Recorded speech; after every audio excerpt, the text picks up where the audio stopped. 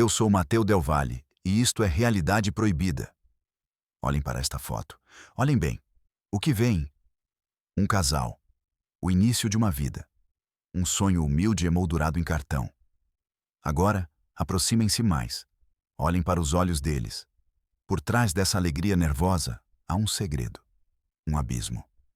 Um amor que nasceu no inferno e que o mundo chama de pecado. Eles se conheceram no abandono. Cresceram na solidão compartilhada. Protegeram-se do mundo. E um dia, decidiram que o amor deles era a única pátria que lhes restava. Casaram-se.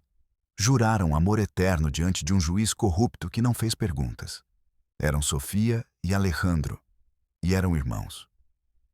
Esta não é uma história de monstros. É a história de como o sistema cria os pesadelos que depois condena. É a crônica de um amor incestuoso que abalou os alicerces morais de Morélia. E de como a indiferença é o pior de todos os crimes. Se acredita que há verdades que merecem ser contadas, por mais incômodas que sejam. Se compreende que o silêncio nos torna cúmplices. Inscreva-se. E acompanhe-me a caminhar pelas sombras. Tudo começou com um sussurro. Um rumor que rastejava pelos mercados de Morélia como uma cobra venenosa. Falava-se de um casal amaldiçoado, de uma casa no bairro industrial, uma daquelas zonas esquecidas por Deus e pelo município, onde a poeira e a desesperança cobrem tudo. Carmen Mendoza ouviu o rumor. Era uma jovem jornalista. Ainda acreditava na sua profissão. Ainda pensava que as palavras podiam mudar o mundo. O cinismo ainda não lhe tinha corroído a alma. O rumor a prendeu, a obcecou. Não por morbidez, mas pela pergunta que ninguém fazia. Por quê? Como? O instinto dizia-lhe que por trás do escândalo havia uma tragédia. Uma história muito mais profunda do que uma simples manchete sensacionalista. Então, começou a investigar. Foi uma descida aos círculos do silêncio.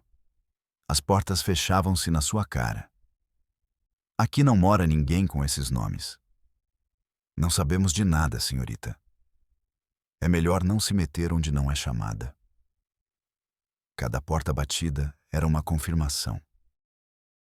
As pessoas não se calavam por ignorância. Calavam-se por medo, ou por uma cumplicidade tácita. O bairro inteiro parecia guardar o segredo. Carmen sentia a hostilidade no ar, nos olhares furtivos das janelas, num silêncio pesado que caía quando ela passava. Morélia, a cidade de Pedra Rosa, a joia colonial, mostrava-lhe a sua outra face. Uma face rachada, suja e cruel. Durante semanas, não encontrou nada. Apenas ecos, fragmentos de boatos, becos sem saída. O sistema, no seu nível mais básico, o da comunidade, já estava a falhar. Estava a dizer-lhe, não olhe, não pergunte, esqueça. Mas Carmen não conseguia esquecer. A pergunta continuava a martelar a sua mente. Por quê? Finalmente, uma idosa deu-lhe uma pista. Uma mulher encurvada pelos anos e pela miséria, que vendia doces vencidos numa esquina. Procure a casa com o único gerânio vermelho, disse-lhe em voz baixa, sem olhar nos seus olhos. É a única flor em toda a rua. E Carmen encontrou-a. Era uma casa pequena, quase uma caixa de cimento sem pintura.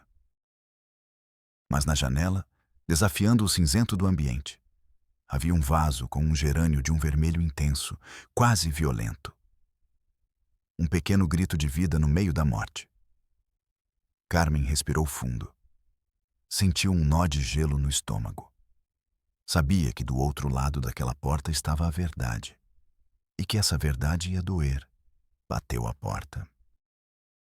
O som ressoou no silêncio da rua. Esperou. 1 minuto. 2. Quando estava prestes a ir embora, a porta abriu-se um pouco. Uns olhos assustados olharam para ela. Eram os olhos da foto. Eram os olhos de Sofia. O interior da casa era um choque. Não por estar sujo ou desarrumado.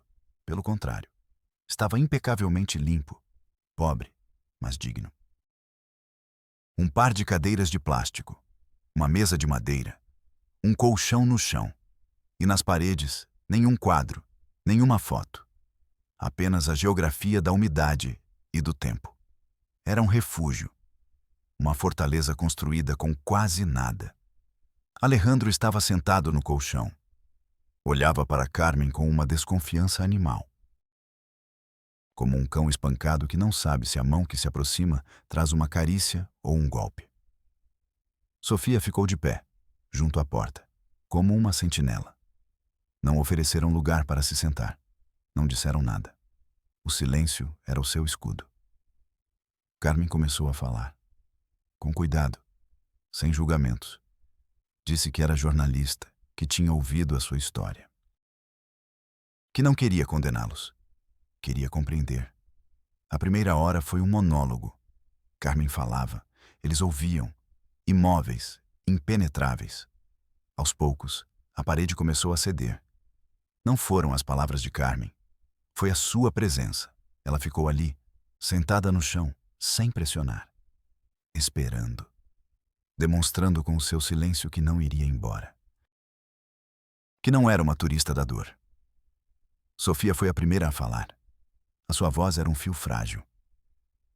Ninguém quer entender, disse ela. Só querem apontar o dedo. Cuspir. E então, a história começou a fluir, como um veneno há muito contido. Os nossos pais não nos queriam, sussurrou Sofia. Éramos um estorvo. Mais uma boca para alimentar. Um erro. A primeira mutilação ocorreu na alma. Tinham 5 e 6 anos quando a mãe se foi embora. Simplesmente uma manhã, ela não estava lá. O pai, um homem afogado em álcool e ressentimento, deixou-os com uma tia. A tia aceitou-os pelo dinheiro que o governo lhe dava, não por amor. Dormíamos no chão da cozinha, contou Alejandro com a voz rouca pelo desuso. Comíamos as sobras, se sobrava alguma coisa. Lá aprenderam a primeira lição. O mundo é um lugar hostil. A única segurança estava neles mesmos. Um dia, a tia cansou-se. Levou-os para um orfanato. Aqui vocês ficarão melhor, disse ela, sem um pingo de remorso no olhar. Ela mentiu. O orfanato era um prédio cinzento. Cheirava a cloro e tristeza. As freiras falavam de Deus, mas as suas mãos eram frias, os seus olhos indiferentes. Eles nos separaram, disse Sofia.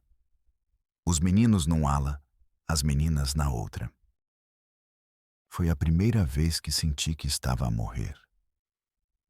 O grito que Sofia deu quando a levaram acordou todo o dormitório. Mas nenhuma freira veio consolá-la. Apenas lhe disseram que ela devia ser forte, que devia rezar. A dor tornou-se rotina. Alejandro fugia à noite.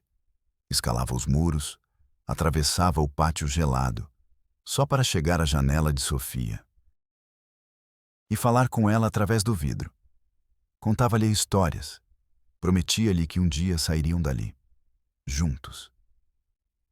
A voz dele era a única coisa que me mantinha viva, confessou Sofia, e pela primeira vez, os seus olhos encheram-se de lágrimas.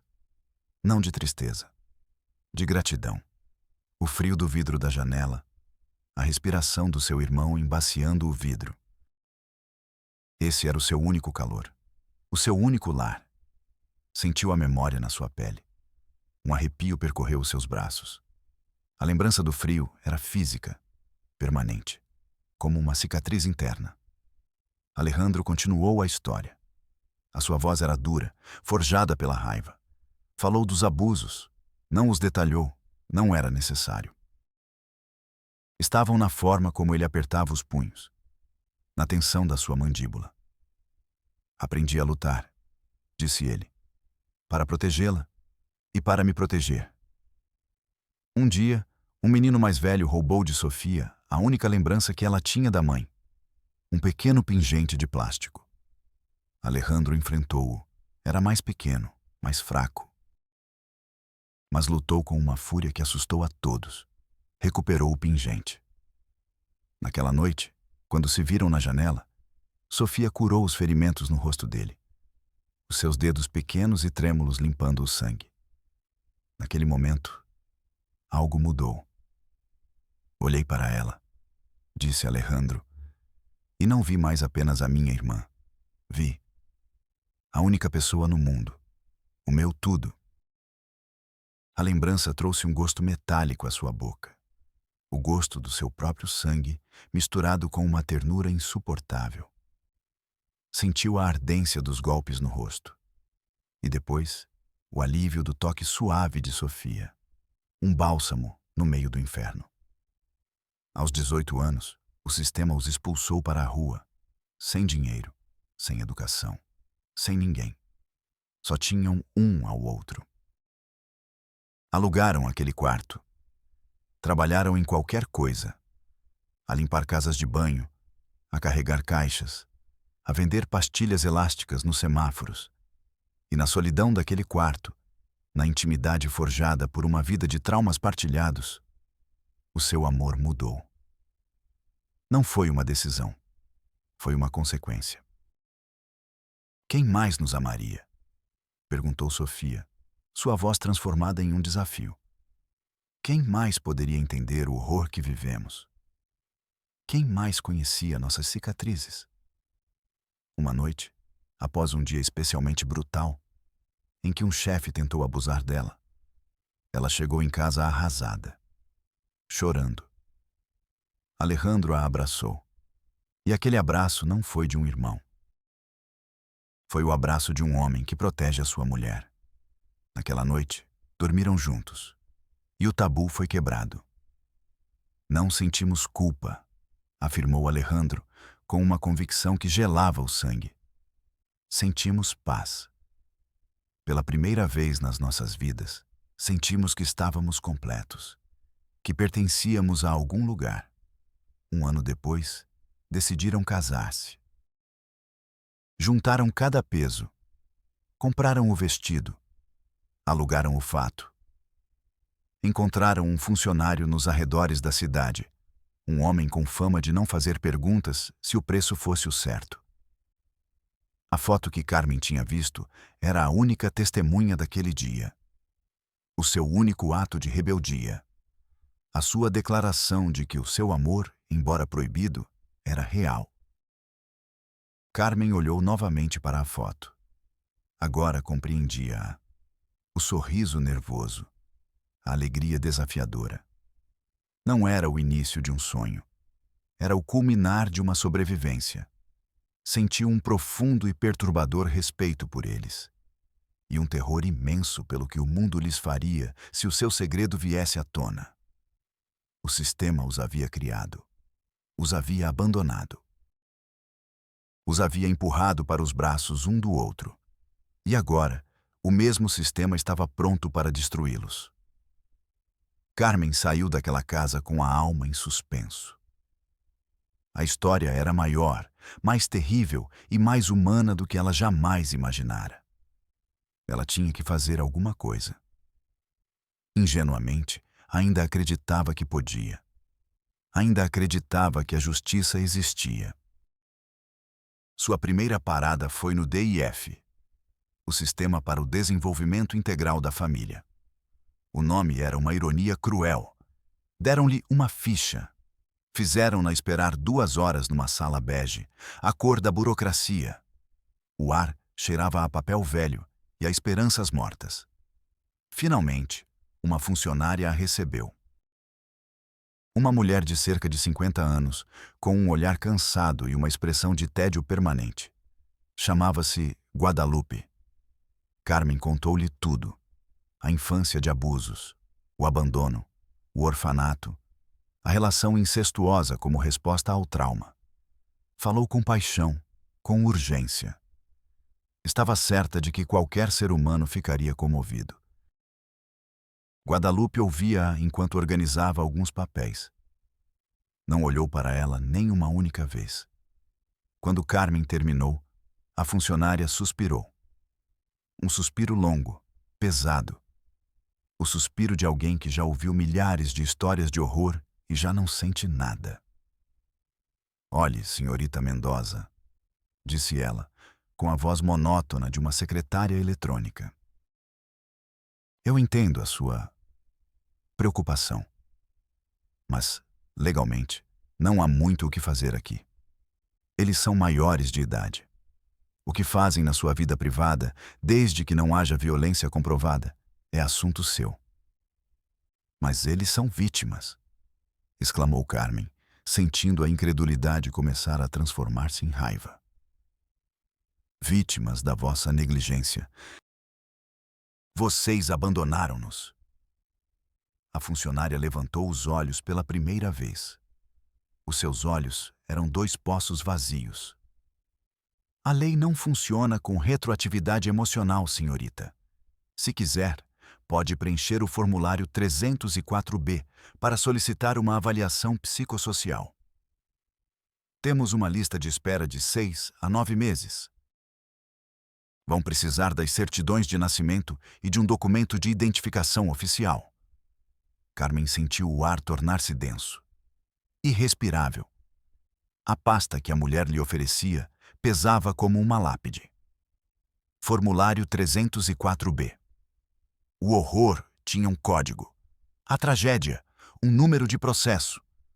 O sistema não procurava curar, procurava classificar. Arquivar a dor até que apodrecesse no esquecimento. Saiu dali com o estômago embrulhado. O corredor bege parecia zombar dela. As paredes transpiravam indiferença. Cada porta fechada era uma vida destruída, arquivada, esquecida. Sentiu uma náusea profunda. Não era apenas raiva. Era o reconhecimento de uma maquinaria monstruosa, projetada para não funcionar. A sua próxima paragem foi a procuradoria. A polícia. O braço forte da lei. O ambiente era diferente. Cheirava a café rançoso, suor e testosterona barata. Aqui, a indiferença não era passiva, era agressiva. Um oficial com um bigode espesso e uma barriga que transbordava do cinto atendeu-a com desânimo. Ouviu a história com um meio sorriso. Vamos ver, magrinha. Interrompeu-a. Está a dizer-me que quer denunciar algo que aconteceu há 15, 20 anos? O maltratamento de pais que nem sabe onde estão? O abuso num orfanato do qual não tem nenhuma prova? Tenho os depoimentos deles, disse Carmen, com a voz trêmula de frustração. O polícia soltou uma gargalhada. Uma gargalhada curta e feia. Depoimentos. Que bonito! Olha, aqui trabalhamos com fatos, com provas, com corpos. Onde estão os relatórios médicos daquela época? As testemunhas? As denúncias? Eram crianças. Estavam apavoradas. Carmen gritou, perdendo a compostura. E agora são adultos que dormem juntos, concluiu o agente, baixando a voz para um sussurro conspiratório e obsceno. Para mim, estão a enganar-te. Talvez até gostem da encenação. A gente para tudo. Ele recostou-se na cadeira, que rangeu sob o seu peso. Agora, se não há um sequestro, um homicídio ou um assalto à mão armada para relatar, tenho muito trabalho. Com um gesto, ele a descartou. Carmen ficou paralisada. Ele a chamara de magricela. Tinha-a infantilizado. Tinha transformado uma tragédia numa fantasia perversa. O sistema não era apenas indiferente. Era cínico. Zombava da dor. Sujava-a. Sentiu o frio do chão da esquadra subir pelos seus pés. As vozes à sua volta transformaram-se num zumbido. O rosto sorridente e zombeteiro do agente ficou gravado na sua mente. Era o rosto da impunidade. o rosto de um sistema que protege os seus algozes e culpa as suas vítimas. Desesperada, Carmen cometeu o último erro dos idealistas. Buscou consolo na fé. Foi à Catedral de Morelia. A majestade do edifício contrastava com a miséria que acabara de testemunhar. Falou com um padre, um homem idoso, com uma batina impecável e mãos suaves. O padre ouviu a história com uma expressão de profunda angústia. Por um momento, Carmen sentiu um lampejo de esperança. "Minha filha", disse o padre quando ela terminou. A sua voz era aveludada, mas dura como o aço. "Isto é uma abominação, um pecado mortal que clama aos céus. Essas almas estão em grave perigo de condenação eterna. Padre, eles precisam de ajuda, compaixão", tentou dizer Carmen. "Eles precisam de penitência", interrompeu o padre. "O único caminho é a separação imediata, a oração, o arrependimento. Esse casamento é uma farsa aos olhos de Deus, é um sacrilégio. Não podemos perdoar o pecado. A nossa tarefa é condená-lo e mostrar o caminho da expiação, que é o sofrimento e a renúncia." Não havia um pingo de misericórdia nas suas palavras. Apenas dogma, regras. Um manual divino que não deixava espaço para a complexidade da dor humana. A igreja não oferecia um refúgio, oferecia um tribunal, e a sentença já estava proferida. Culpados. Carmen saiu da catedral sentindo o peso de séculos de julgamento sobre os ombros. A luz do sol feriu seus olhos. Sentia-se suja, cúmplice.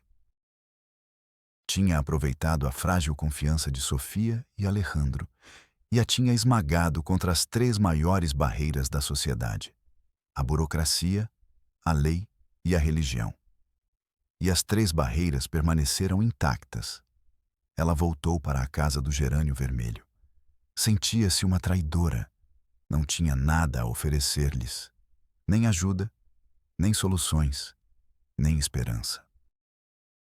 Contou-lhes a verdade. Descreveu-lhes os escritórios bege, os rostos zombeteiros, as palavras de condenação. Eles não ficaram surpreendidos. Conheciam a crueldade do sistema desde que nasceram. A ingenuidade era de Carmen, não deles. Alejandro acenou lentamente com a cabeça. "O mundo exterior não existe para nós", disse ele. Nunca existiu. Sofia olhou para Carmen e nos seus olhos não havia reprovação. Havia uma pena infinita. Pena por ela, pela sua fé quebrada. "Obrigada por tentar", disse ela. E nessa frase, Carmen compreendeu a profundidade do seu isolamento. Eles estavam gratos pelo simples ato de ter tentado. Um ato que para eles era extraordinário. Carmen saiu daquela casa sabendo que nunca mais voltaria. Não havia mais nada a fazer. A história não tinha um final feliz. Não tinha final. Ponto final. Era um presente perpétuo. Um círculo fechado. A última imagem que teve deles foi através da janela. Estavam sentados à mesa. Alejandro tinha-lhe pegado na mão. Sofia apoiava-se no ombro dele. O gerânio vermelho na janela era a única cor na cena. Um ponto de sangue e vida num universo cinzento. Eram 2 náufragos numa jangada minúscula. E o oceano do mundo inteiro rugia à sua volta, esperando para devorá-los. Qual é a verdadeira perversão? O amor desesperado e proibido de 2 almas partidas? Ou a sociedade que as partiu, as abandonou e depois se atreveu a julgá-las? A história de Sofia e Alejandro nunca apareceu nos jornais. Não se tornou um processo judicial. Não foi debatida em programas de televisão. Foi devorada pelo silêncio. Como tantas outras. A casa deles continua lá. O gerânio continua a florescer. E eles continuam lá dentro, amando-se em segredo, sobrevivendo. Prisioneiros e reis do seu pequeno universo de um único quarto. O seu amor é o seu crime e a sua única salvação. A realidade proibida não é a sua relação. A realidade proibida é que a criamos nós, todos nós, com o nosso silêncio, com a nossa indiferença, com a nossa confortável certeza de saber o que é certo e o que é errado. Sou Mateu Del Valle e nos vemos na próxima Realidade Proibida.